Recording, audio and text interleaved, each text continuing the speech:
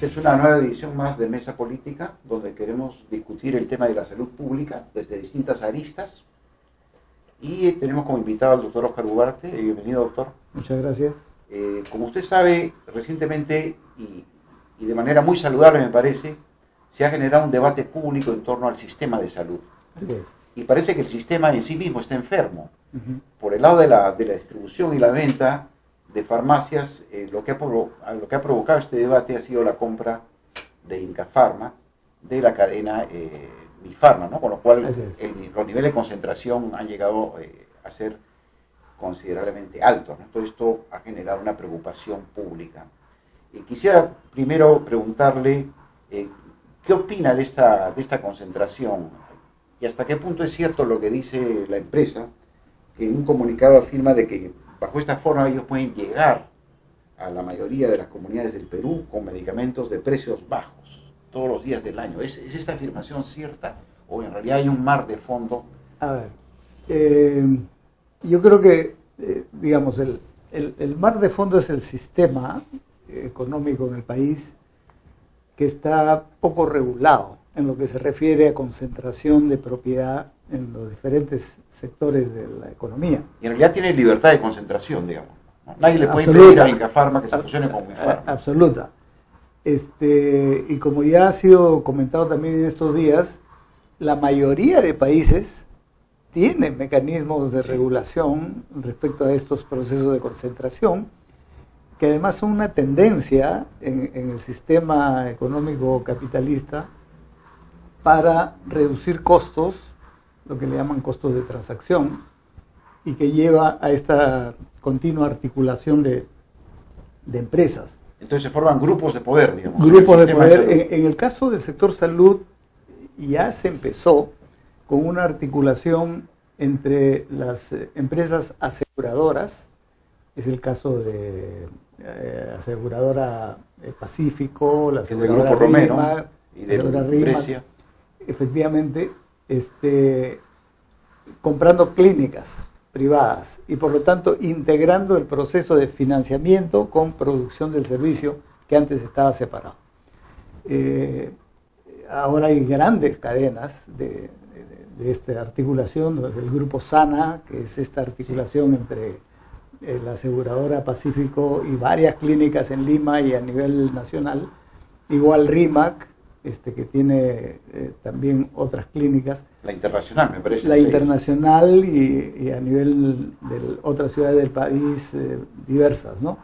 Entonces, esto se ha venido produciendo igual sin ningún proceso de regulación y ha alterado el mercado privado de la salud porque ha generado nuevas relaciones interinstitucionales, pero además nuevas reglas de juego en la contratación de personal, de servicios conexos, porque también han incorporado, por ejemplo, laboratorios que antes funcionaban aparte, ahora han sido integrados. Sí. O sea, la integración continúa. Continúa y es vertical y horizontal, digamos así.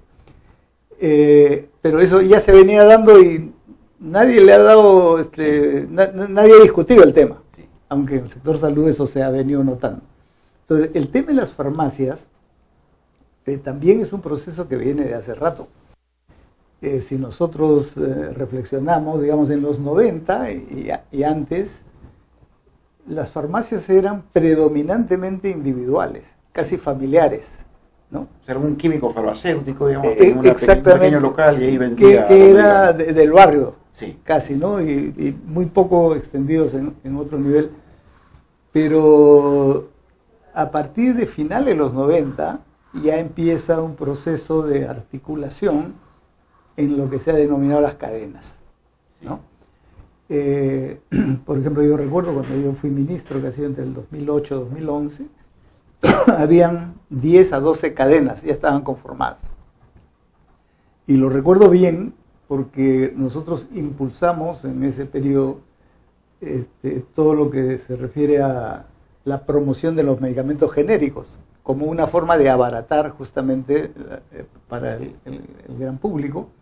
Aparte que se fortaleció también las compras corporativas del Estado, que han ido creciendo y que ahora tienen un peso muy importante en el mercado. Sí.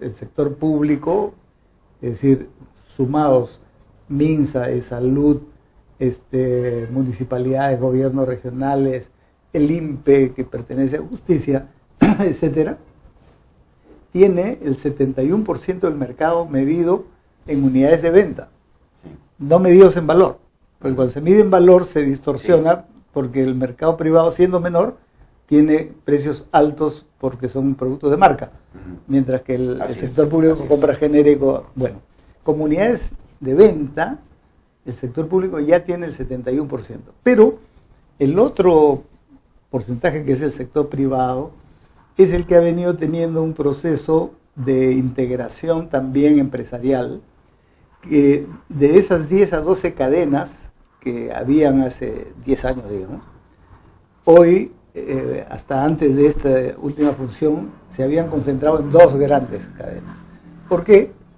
Porque Mifarma, que pertenece a Química Suiza, había adquirido FASA, que es del grupo Ahumada de Chile, había adquirido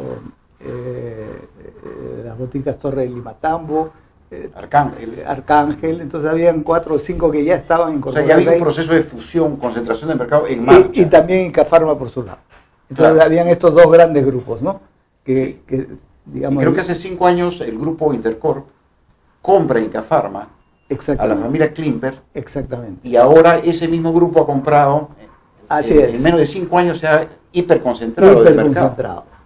Teniendo detrás al grupo Interbank, digamos. Así claro. Es el gran poder económico. Con la capacidad financiera de palanquear 350 millones de dólares y comprar algo. Exactamente. Bueno, lo que entonces sucede es que se ha integrado en lo que podríamos decir un oligopolio, un enorme oligopolio a nivel de las farmacias, pero en el campo del mercado privado, que es el 29% del total del mercado, porque el otro 71% es el sector público. Entonces, esto nos plantea, digamos, 2 reflexiones. Una primera, si los procesos de integración, etcétera, deben hacerse así a la libre o tiene que ser regulado. Yo soy de los que piensa que tiene que ser regulado y en buena hora que el Congreso, a partir de esto, retome una discusión sobre mecanismos de regulación, etcétera, etcétera. Pero hemos tenido que esperar a un caso extremo. Extremo para que se... ¿Por qué? Porque yo creo que, digamos, el neoliberal en Perú es más papista que el Papa. Así es, el neoliberalismo criollo peruano es más extremo que el de mucho más extremo, ¿no es cierto? Porque muchos otros países, además los más desarrollados, tienen mecanismos de control antimonopólico. Así es, leyes de fusión y adquisición. Así es, por lo menos un nivel de regulación. Sí. Es positivo que ahora esta discusión lleve a una, digamos, decisión de normatividad que ponga orden no solo en el campo de las farmacéuticas o de salud, sino en general en el país, ¿no? O sea, que podamos ir de la punta del iceberg, ver el conjunto, todo el fondo, lo que está abajo. Así es. Que a veces no se ve. Sin embargo, cualquier ley que se pueda aprobar no va a tener efecto retroactivo. Por lo tanto, en el campo de los medicamentos vamos a tener la realidad que se acaba de configurar. O sea, es demasiado tarde. Yo creo, ¿no? A no ser que cambien las leyes y la Constitución. Bueno, pero... Porque, digamos, yo puedo fijar un umbral. Ninguna empresa puede controlar más del 50% del mercado de cadena de farmacias. Ponerse a ley. Pero la pregunta es, ¿eso es retroactivo? Bueno, yo creo que debería ser. Debate jurídico, hay un debate jurídico. Bueno, y ese debate está bien y vamos a ver qué sucede. Pero mientras se dé ese debate jurídico, yo creo que hay otros mecanismos, por lo menos 2 grandes mecanismos que puede utilizar el sector público y está a la mano. El primero de ellos es, si el sector público tiene efectivamente el 70% medido, tiene un enorme peso incidir sobre el conjunto del mercado, incluyendo al sector privado, vía nomás la competencia, que es el otro mecanismo de regulación que existe normalmente. Así es. ¿No es cierto? Entonces, ¿en qué consiste ese 71% del sector público? son compras que hacen en forma conjunta el Ministerio de Salud, E-Salud, gobiernos regionales, municipalidades, una vez al año. O sea, tienen poder de compra anual. Anual. Compran paquetes de medicamentos a precios enormes. Muy bajos, digamos. Exactamente. Sí.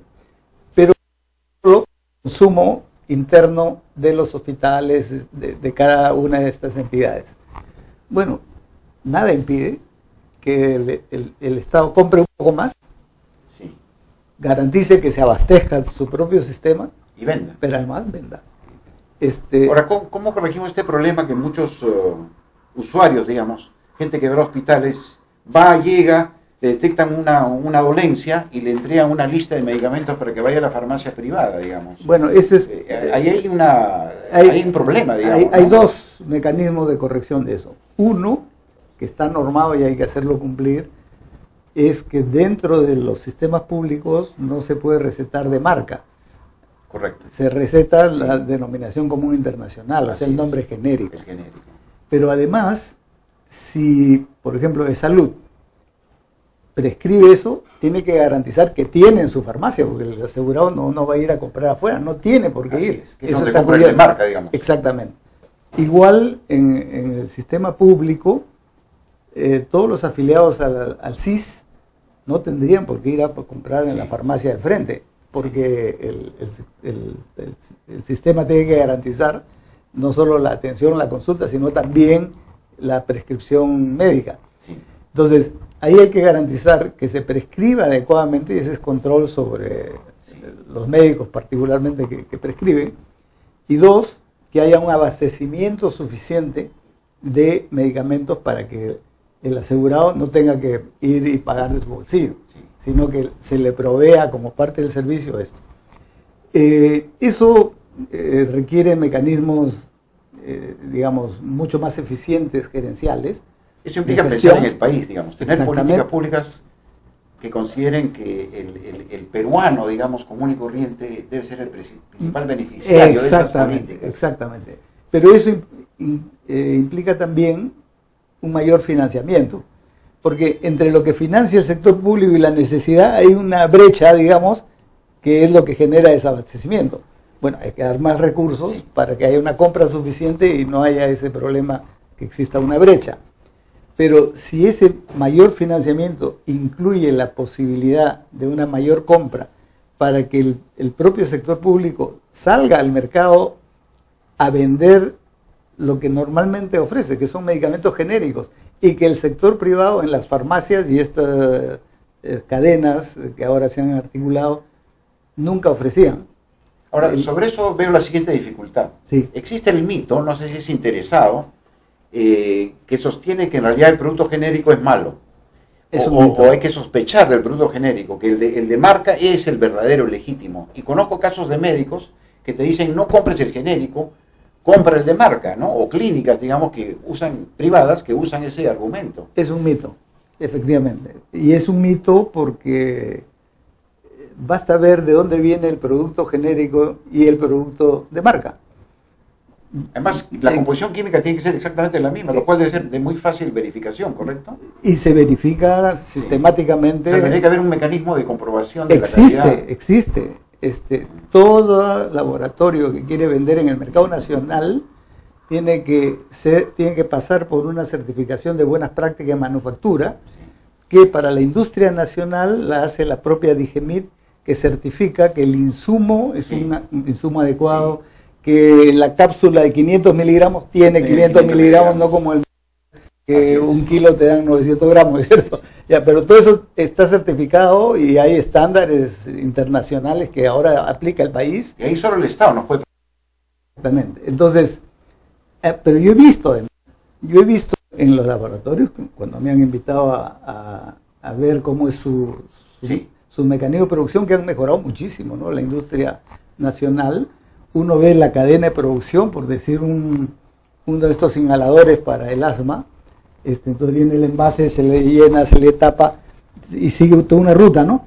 Y de repente esa ruta se divide en dos, unos que van hacia un lado que es el genérico y ese mismo producto va hacia otro lado que es el de marca y que lo etiquetan de manera diferente. No me digan que es diferente, ellos mismos lo están produciendo, ¿no es cierto? Entonces Pero eso hay como verificar y por lo tanto ahí hay que garantizar la calidad, obviamente, tanto en un tipo de producto como en el otro.